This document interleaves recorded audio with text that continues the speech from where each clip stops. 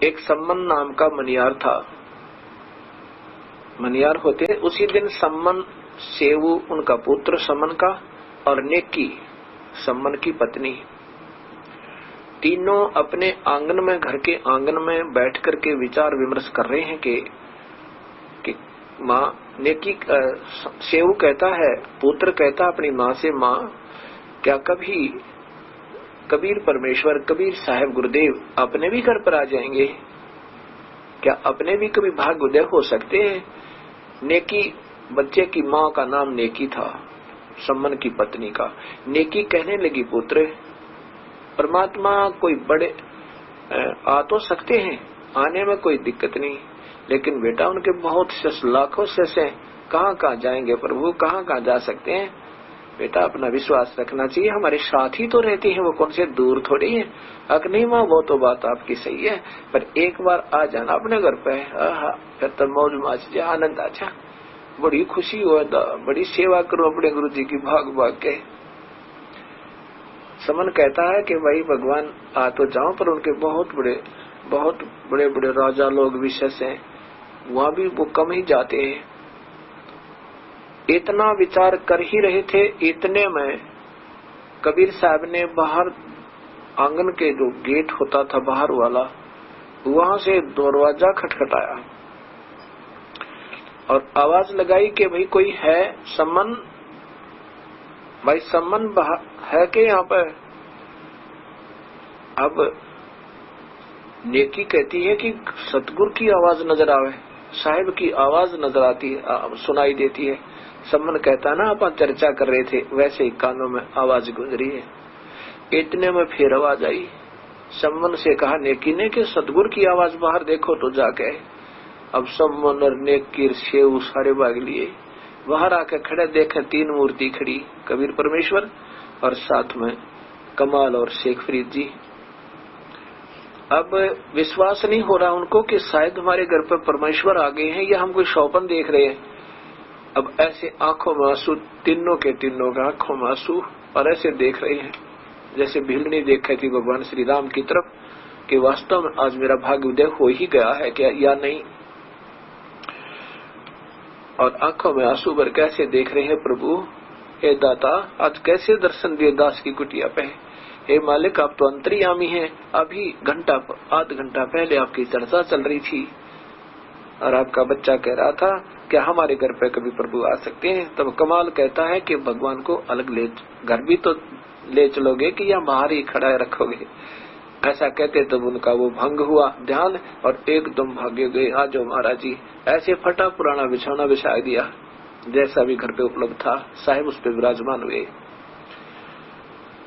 आसन लगा दिया, सम्मन साहिब को पानी पिलाया, बातचीत करते रहे। कुछ देर के बाद कहा प्रभु खाना अभी खाओगे या कुछ डट के खाना है? कबीर साहब ने कहा भी खाना तो बनाओ, भूख लगी है। पैदल चलकर आए। अब सम्मन अंदर आया अपनी पत्नी के पास और कहा नेकी जल्दी खाना बना, गुरुजी को भूख लगी है। पैदल चलकर आए हैं। नेकी कहने लगी कि घर पर तो आटा ही नहीं है, एक रोटी का भी आटा नहीं है। सम्मन कहता कुछ ढूंढ ले, एक दाना भी नहीं है। फिर कहा किसी से मांग ला जाके। नेकी कई घरों में गई थी, उन्होंने मना कर दिया सभी ने। नेकी ने कहा कि मैं कई घरों में जाकर आई हूं जहां पर मुझे विश्वास था कि वो मना नहीं करेंगे, आज वो भी मना कर गए और कहते हैं कि तुम्हारे गुरुजी आए हुए हैं आज। तो तुम कहा करते हैं ना हमारे गुरुजी मुर्दे जिंदे कर देते हैं, हमारे गुरुजी ऐसे कर देते हैं, तो तुम्हारे गुरुजी आए, तुम्हें क्या चिंता है आज आटे की? आज वो जानबूझकर नहीं दे रहे हैं, मजाक कर रहे हैं कि आज देख लेंगे तुम्हारे गुरुजी में कितनी शक्ति है। लेकिन सम्मन ने कहा कि ला तेरा चीर दे दे, ये कपड़ा जो सिर पे डाल रखा था ओढ़ना, कि ये चीर दे दे, ला इसको गिरवी रखा हूं, इससे ले आऊंगा मैं।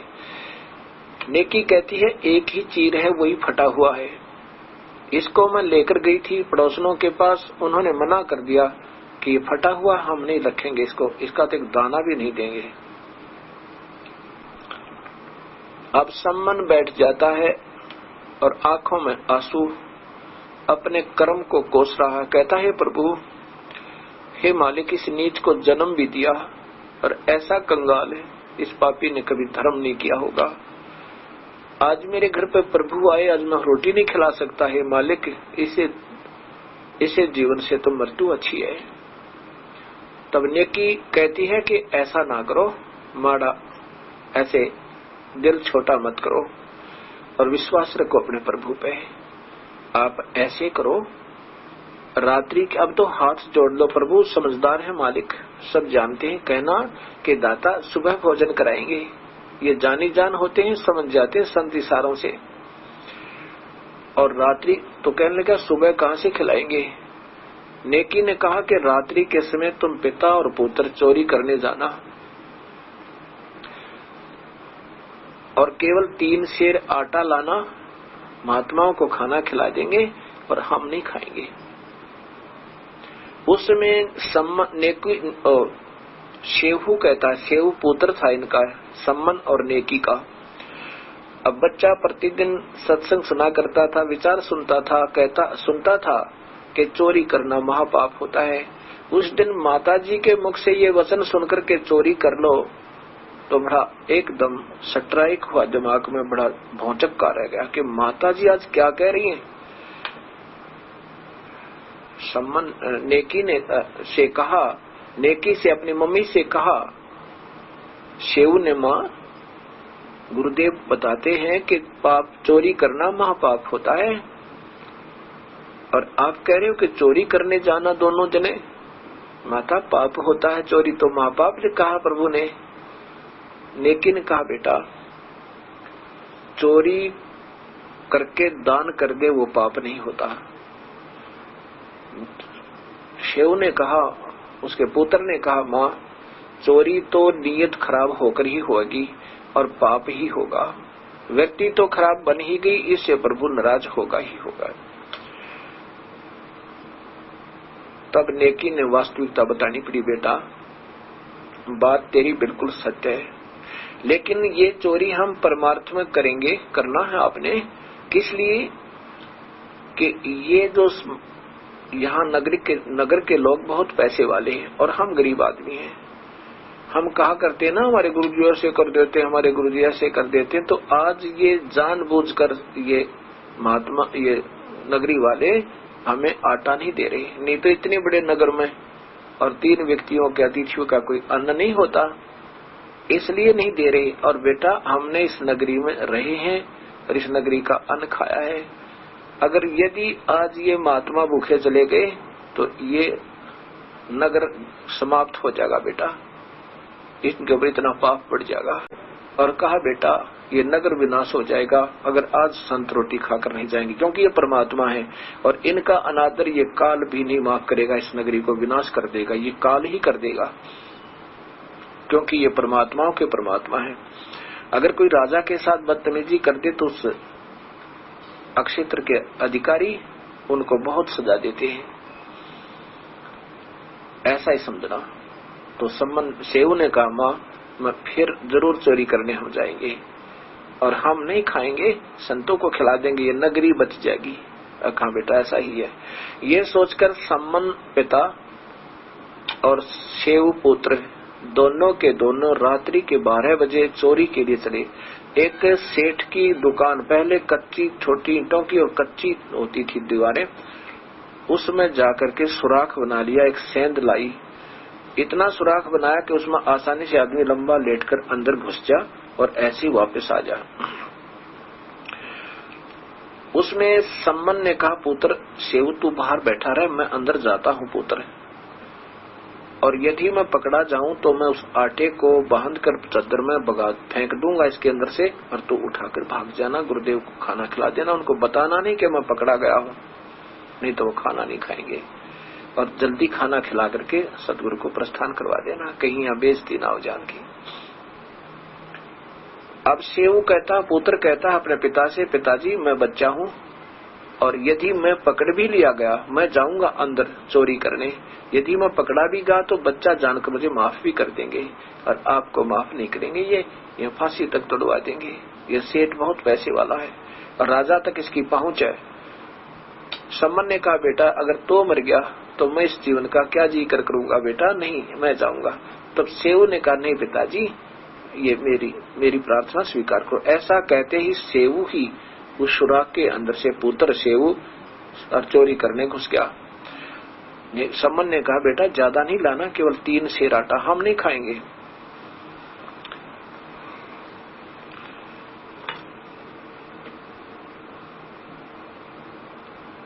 अंदर जाकर सेऊ ने ऐसा ही अंदाजा सा 3 सेर आटा लिया, अपनी फटी पुरानी चादर में उसको बांधा और चलने की तैयारी की। तो एक तराजू के ऊपर तराजू का दूसरा पलड़ा रखा हुआ था लोहे का। जो ही अंधेरे में उस तराजू के पैर पर पैर टिका, वो एकदम जोर से उछल के उसी पलड़े पर दोबारा गिरा। बहुत जोर की आवाज हुई। इतने में सेठ वही सो रहा था, वो जाग गया और चोर चोर करके सेऊ जब निकलने लगा ना, उसको पकड़ लिया, पैर से पकड़ लिया मजबूती से। इतने में सेऊ ने अपने वो चादर में बंधा हुआ आटा उस सुराग के अंदर से बाहर फेंक दिया और कहा पिताजी मेरे को बनिए ने पकड़ दिया और आप आटा ले जाओ, गुरुदेव को भोजन खिलवा देना और बताना नहीं उनको। अब उस सेठ ने उस पुत्र सेऊ को, समन के पुत्र सेऊ को, उसको शिव भी कहते हैं, शिव अपभ्रंश सेऊ बोला जाता था, हम सेऊ ही बोल रहे हैं। सेऊ को थंब यानी खंभे से बांध दिया। एक पिलर होता है, लकड़ के होते थे, उस थंब का पिलर का खंभे का बांध दिया रस्से तक। अब सम्मन लेकर के आटा घर पर पहुंचा। नेकी ने पूछा पुत्र कहाँ है? तो सम्मन ने कहा कि उसको बनिए ने पकड़ दिया और थाम से बांध दिया। अब नेकी ने सोचा कि लड़का पहचाना जाएगा, लोग नगर के कहेंगे कि इनके गुरुजी जो आते हैं ये चोरी करवाने आते हैं, ये पक्के चोर हैं, ये चोर की माँ है, इसलिए इनको सजा दो और कहीं हमारे गुरुदेव को कोई यहाँ पर हाथ ना उठा दे और इनकी बेइज्जती ना कर दे और बच्चा पहचान में ना आवे, ऐसा कोई तरीका ढूंढा। नेकी ने अपने पति से कहा अपने पुत्र की गर्दन काटने के लिए। सम्मन से कहा नेकी ने कि तलवार ले जा और पुत्र की गर्दन काट ले, एक बार प्यार से बाहर गर्दन निकलवा लेना और फिर गर्दन काट लेना, सिर को उठा के ले आना, कोई पहचान ना सके कि किसका पुत्र है। सम्मन कर्द लेकर गया और जाते ही कहा बेटा शेऊ एक बार 2 बात करनी तेरे कान में बहुत जरूरी है। पुत्र सुबह तो ना जाने हम मिलेंगे ना मिलेंगे, क्योंकि ये राजाओं के राज हैं, ना जाने आपको फांसी सजा दे दे या मुझे भी दे दे। बेटा 2 बात करनी है, एक बार गर्दन बाहर निकाल ले। उधर से सेऊ के मन में यही आया कि परमात्मा देख कौन कहानी बनी और मेरे पिताजी को सद्बुद्धि दो दाता कि मेरी गर्दन काट ले, मैं पहचान में ना आऊं, नहीं तो गुरुजी की बेइज्जती हो जाएगी। ऐसा सोच रहा था। इतने में सम्मन ने कहा कि पुत्र मुझे एक बार 2 बात करनी है तेरे से, सिर बाहर निकाल ले। सेऊ ने कहा बनिए से सेठ से कहा कि लाला जी बाहर मेरा पिता खड़ा है, 2 बात करनी है, मुझे बात कर लेने दो। तो सेठ ने कहा कि तू भाग जाएगा चोर, तुम भगत बने फिरा करते थे, अब पकड़े गए ना तुम्हारी। कहते हमारे गुरुजी बड़े शुद्ध हैं, हमारे गुरुजी ऐसे हैं, आज देख ले पता लग गया था असलियत का, ये चोरी करवाने आते हैं। और देखना अब नवाब के पास जाऊंगा सुबह, तुम्हारे गुरुजी को भी तुमको सबको इकट्ठी सजा मिलेगी। अब सेऊ कहने लगा सेठ जी कुछ भी कह ले, तेरी सब सुननी पड़ेगी मुझे, पर एक दया कर दे, मैं अपने पिताजी से 2 बात कर लूं। सेठ ने कहा तू भाग जाएगा। सेऊ ने कहा मेरे पैर का रस्सा ढीला कर दे, लेकिन बांधे रख, बिल्कुल ना खोलना, केवल इतना ढीला कर दे मैं गर्दन बाहर निकाल लूं और बात कर लूं। अब सेठ जी ने सोचा भी कोई बात नहीं, कर लेने बात। ऐसे रस्सा ढीला कर दिया। सेऊ ने सिर बाहर निकाला और पिताजी क्योंकि बाप था हाथ आगे को नहीं आया गर्दन काटने के लिए, तलवार को लको लिया पीछे ने और चुप हो गया, बोला नहीं। तब सेऊ ने कहा पिताजी यदि तू मेरा बाप है आज मेरा एक वचन मान ले, पिताजी मेरी गर्दन काट ले। पिता गुरुदेव की बेइज्जती होगी, ये कह रहा कि कल नवाब के पास जाऊंगा और तुम्हारे गुरुजी को तुम्हें कट्ठी सजा दिलवाऊंगा, वो चोरी करवाने आए हैं। पिताजी मेरी गर्दन काट दे, अगर तू मेरा बाप है, आप मेरे पिताजी हो तो आज पता लग जाएगा, नहीं अब मैं आपका बेटा नहीं हूँ, आप मेरे बाप नहीं। इतनी बच्चे के मुख से इतनी कड़कदार आवाज सुन के, इतनी हिम्मत देकर, तो उसकी हिम्मत बढ़ गई, एकदम जोर से कर चलाई और लड़के की गर्दन काट दी और उठा कर शीश को ला करके वहां नेकी को दे दिया और नेकी ने उसको ताक में धर दिया, अपने पुत्र के सिर को और अपने हाथ से एक ताक में बंद करके, यानी अलमारी में, और उसको बंद कर दिया, कोई देख ना ले। नेकी ने कहा कि वापस फिर जाओ और वहां पर वो सेठ जी उस धड़ को नहीं रखेगा, वो कहीं डाल के आएगा, छुपा के आएगा, उसके निशान जा रहे होंगे घसीट के, उसके घिसाट जहां से वो निशान बनते हुए गए होंगे, ले गया, खींच के ले गया होगा, वहां से उस शव को उठा ला, धड़ को उठा ला। अब जो ही वापस गया सम्मन देखा तो लाला जी ने तो सेठ ने वो बच्चा घसीट को एक पजौवे में डाल रखा, जहां पर मटके मुटके बना करते कुम्हार, उसमें वहां डाल के आ गया और अपने घर को लीप डाप के ऐसा कर दिया जैसे चोरी हुई नहीं थी। उसने सोचा कहीं ये कत्ल का मुकदमा और ना लग जाते रहे। सम्मन जाके अपने बेटे की लाश को, धड़ को उठा के घर ले आया और एक कोठे में, गहरे कोठे में अंदर जाकर डाल के ऊपर कपड़े डाल दिए और नेकी ने कहा कि रोना नहीं है। सम्मन से कहा लड़के की मां ने, नेकी ने अपने पति से, कि रोना नहीं है, नहीं तो गुरुदेव खाना नहीं खाएंगे। आटा बनाया, रोटी बनाई और बखत से गुरुदेव से कहा भगवान खाना खाओ, आपने श्याम ने भी नहीं खाया था। जानी जान परमात्मा आकर के बैठ के एक लाइन में, गुरुदेव का आसन लगा है, भक्तों का बिछौना बचा है, जैसा भी फटा पुराना था, तीनों एक पंक्ति में बैठे हैं। आगे 3 कसोरों में, 3 दोनों में मिट्टी के कटोरे होते हैं, मिट्टी के मटकों जैसी मिट्टी के, ऐसे 3 दोनों में भोजन रख दिया। कबीर साहब ने कहा इसको 6 में करो भाई, क्योंकि 3 तो कबीर साहब और 2 उनके शिष्य और साथ में वो 3 शिष्य सम्मन से और नेकी सोच कर कहा कबीर साहब ने कि 6 में कर दो इसको, सारे भोजन को। अब नेकी और सम्मन करबद्ध होकर कहते हैं प्रभु आप भोजन पाओ, हम तो बाद में पाएंगे। कबीर साहब ने कहा भी देखो आज तो प्यार के साथ इकट्ठे ही खाएंगे, एक ही बार खाएंगे, आज बैठ जाओ। अब उन्होंने 5 दोनों में कर दिया। कबीर साहब ने कहा नहीं 6 में कर दो। अब बोले नहीं, कहीं पता ना लग जा, और पूछेंगे तो कह देंगे बच्चा कहीं खेलने गया होगा। अब 6 दोनों में, 6 कटोरों में, मिट्टी के कटोरों में, कसोरों में डाल करके भोजन और 3 पांचों के पांचों विराजमान हो गए। तब कबीर साहब ने कहा कि आजा बेटा सेऊ, आजा सेऊ, जी मिलो ये प्रसाद प्रेम। और बेटा सिर कटते हैं चोरों के, तुम तो संत हो, इनके सभी अक्षेम यानी मां उनकी तुम रक्षा होती है, बचाव होता। इतना ही वचन किया था कबीर परमेश्वर ने। उस ताक से वो शीश उठ गए और उस धड़ पर जुड़ गए और जीवित होकर सेऊ और पंगत में आकर बैठ गया। बोलो कबीर परमेश्वर की जय।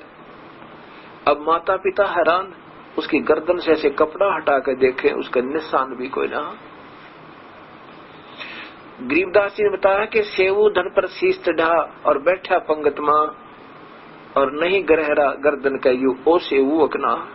हे मालिक, माता पिता भी असमंजस में हो गए कि यू वही सेऊ है, कोई और है, इसको तो निशान भी नहीं है। अंदर जाकर देखा तो ना धड़ है ना शीश है और केवल वहां पर थोड़ा थोड़ा लहू पड़ा है, खून पड़ा है। तीनों चरणों में, दोनों के दोनों कबीर परमेश्वर के चरणों में गिर गए।